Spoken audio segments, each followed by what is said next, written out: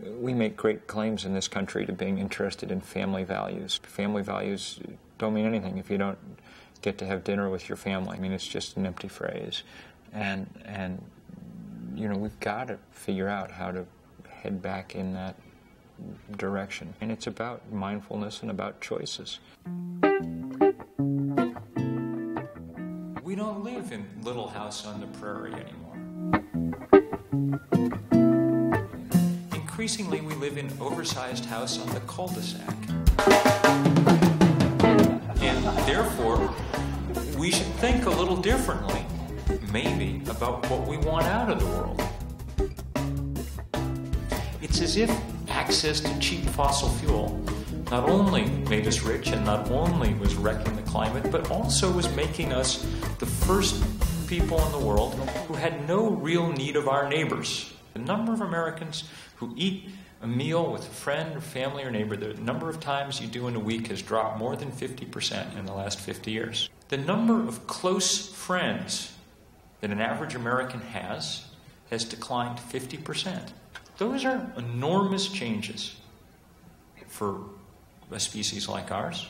Those changes outweighed whatever benefits we were getting from the more stuff that we were accumulating. I was very inspired by his ability to take the global picture and say, let's bring it home, and that's where you really can make a difference. The most salient point was just about the community building aspects of it all. I think that the nub for me was this hyper-individualism. He's actually labeled it and focused on something that was a kind of vague notion in my head. All of those points about rediscovering our humanity and our connection to each other and what it means to be part of a community, I think we're right on. We're at a moment when people are deeply interested in more community. Create places where community is easy to express. Places that have farmers markets that people want to go to. Places that have the public amenities like bike paths. Places that have a lively music and art scene. It all builds on one another. It's a sort of virtuous cycle. I would be very hopeful if I were Chattanooga at this point, if you can keep the momentum going.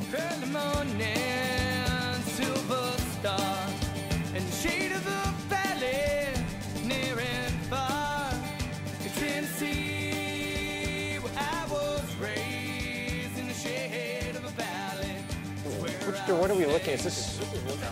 That's Lookout Mountain. We're facing due west from here. It's a great privilege to have Bill McKibben with us today. Bill's an award-winning author, environmentalist, and educator. There's going to be a huge transition going on in this country in the next 20 years.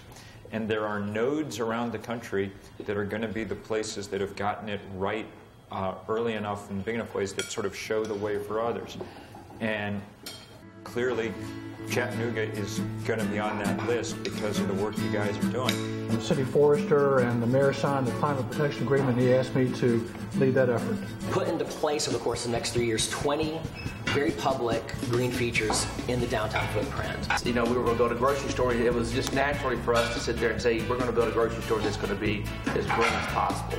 That part of the Greenway was fascinating as it starts to link neighborhoods. It was really moving and powerful to spend the day all over Chattanooga today on the bike along your river walk and touring and looking at everything else and be able to see that really more than almost any American city I can think of, that promise has come true here. And you should be extremely proud and widely commended for the work that you all have done to make that true.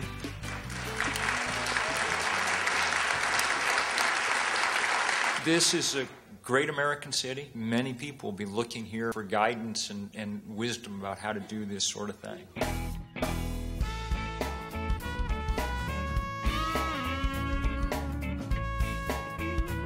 The only way to be subversive in America anymore is to have more fun than other people. Clearly people in Chattanooga are starting to have fun, and that's a good thing. What color is the sky where you're from?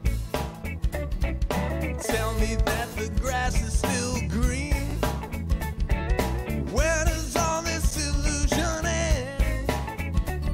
The truth has yet to be seen.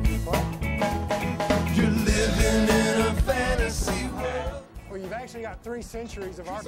How we manage to make cities less dependent on globalized everything, those are the next set of interesting challenges. A place like Chattanooga's back on its feet, and now it'll have to figure out how to fend for itself in a more difficult world. As you can probably tell, I'm not from around here, but I just fell upon Chattanooga because it seems to be, you know, picking itself up by its bootstraps and changing. And there's a great energy amongst a community of people here who are trying to, you know, lift it into the next era, into the post-industrial era. I think we all can retain hope and find ways to do a small part, you know, whatever part we can, and that just feeds on itself. Try to focus on what it is that really makes us who we are. That's the work of the moment, to figure out again how to build the kind of communities that allow us to take pleasure in each other, to satisfy our non-material needs for status and respect and affection and intimacy with non-material means, not try to satiate them endlessly and hopelessly by buying yet another round of stuff. In a nutshell, his message is an incredibly grim message, but he delivered it in such a way with humor, with grace, with hope.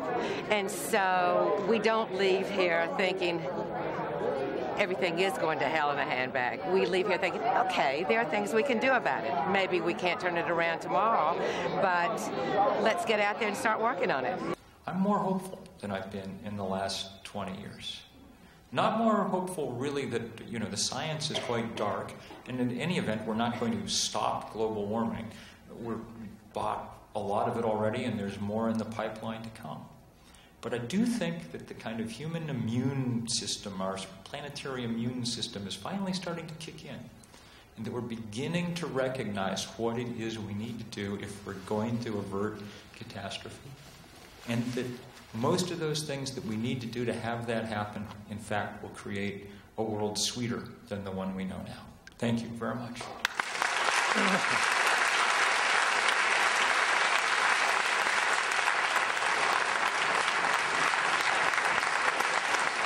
And we'll see. We'll see if it's enough, if we can actually summon our better angels in time, or if we've just become so used to this particular life we're living that we can't imagine anything else. The river sea is flowing.